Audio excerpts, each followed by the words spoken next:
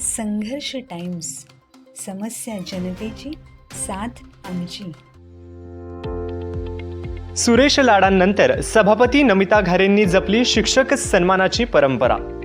कर्जत पंचायत समितीच्या सभापती नमिता सुधाकर घारे यांच्या पुढाकारातून चालू वर्षात सेवानिवृत्त झालेल्या 22 शिक्षकांचा तसेच नव्याने नियुक्त झालेल्या 12 केंद्र प्रमुखांचा पंचायत समितीच्या सभागृहात सन्मान करण्यात आला. पुष्पगुच्छ, शाल आणि सन्मान चिन्ह देऊन यांचा गौरव सोहळ्याचे सर्व स्तरातून स्वागत होत आहे. यावेळी सेवानिवृत्त शिक्षक हुसेन नासिर पटेल यांनी असे सांगितले की माजी आमदार सुरेश लाड पंचायत समितीचे सभापती असताना शिक्षक सन्मानाचा उपक्रम सुरू झाला होता. त्यानंतर तो खंडित झाला. नमिताताई घारे यांनी हा पुरस्कार पुन्हा सुरू करून शिक्षकांप्रती असलेला आदर जपलेला आहे. त्याबद्दल आम्ही त्यांचे मनापासून आभारी आहोत. जॉईन केली आणि एकूण 33 वर्षांमधून माझी 32 वर्ष सेवा करत तालुक्यात आदिवासी भागात संपन्न झाली. एक गोष्ट आठवली जेव्हा सर्वांचं पत्र पाहिलं की माननीय माजी आमदार सुरेश भाऊ लाड जेव्हा सभापती होते तेव्हा त्यांनी तालुका स्तरावर तालुका शिक्षक पुरस्कार सोहळा चालू केला होता. त्याच्यानंतर अनेक सभापती झाले, मात्र अशी संकल्पना कोणाच्या मनात आली नाही. ते सभापतीताईच्या मनात आली आणि त्यांनी आज या ठिकाणी आपली संकल्पना यथार्थाने खऱ्या अर्थाने या ठिकाणी घडवून दाखवली. या कार्यक्रमाला सभापती नमिताताई घारे, उपसभापती चित्राताई ठाकरे, पंचायत समिती सदस्या कविता शिंगावा, सहाय्यक गटविकास अधिकारी नंदाले, गटशिक्षण अधिकारी अनंत खैरे, रवी घारे तसेच शिक्षक आणि शिक्षण विभागातील अधिकारी मोठ्या संख्येने उपस्थित होते. सभापती नमिता घारे यांनी शिक्षक हे समाजाचे शिल्पकार आहेत, त्यांच्या सन्मानाची ही परंपरा दरवर्षी कायम ठेवण्याचा प्रयत्न करू असे सांगितले. केंद्र प्रमुख आणि सेवानिवृत्त झालेले माझे शिक्षक आणि सर्व माता भगिनी,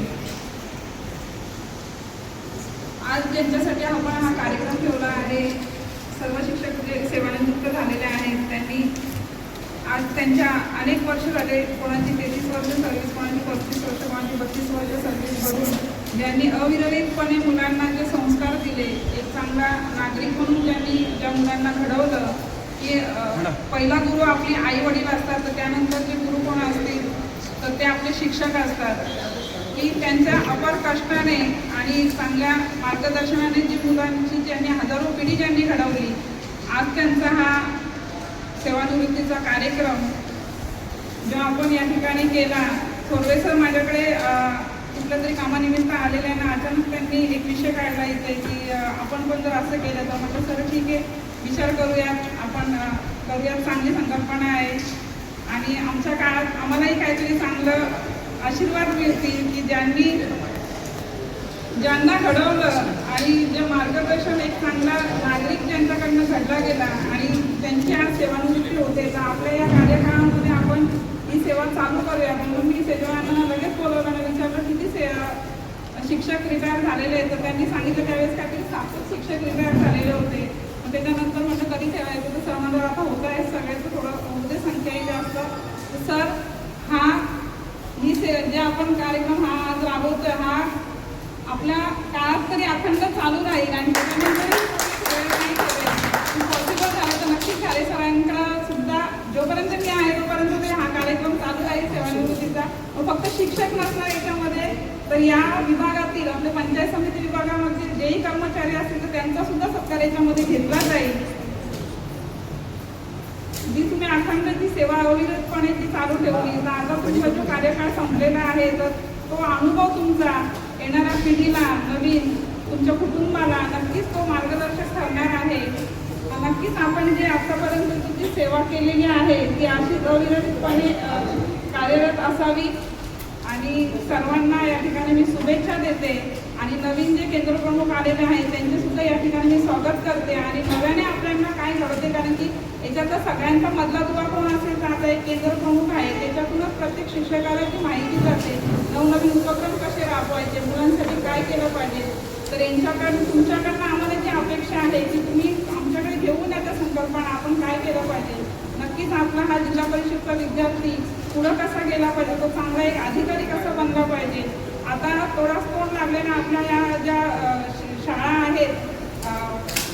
स्कूल आहेत इंग्लिश मिडियमच्या, तर आपल्याला सरकारकडनं अनेक लाभ मिळत आहेत.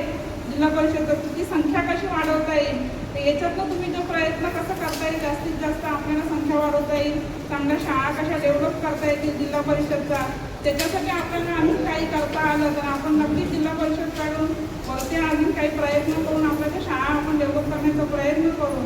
आणि प्रत्येक केंद्र प्रमुखाला एक जबाबदारी आहे की तुम्ही जास्तीत जास्त संकल्पना डोक्यात राबवा, त्या शिक्षकांपर्यंत पोहोचवा, त्या विद्यार्थ्यांपर्यंत कशा पोहोचल्या जातील त्याच्यावर तुम्ही जास्त भर द्या. आणि प्रत्येक विद्यार्थी एक चांगला विद्यार्थी कसा घडवता येईल.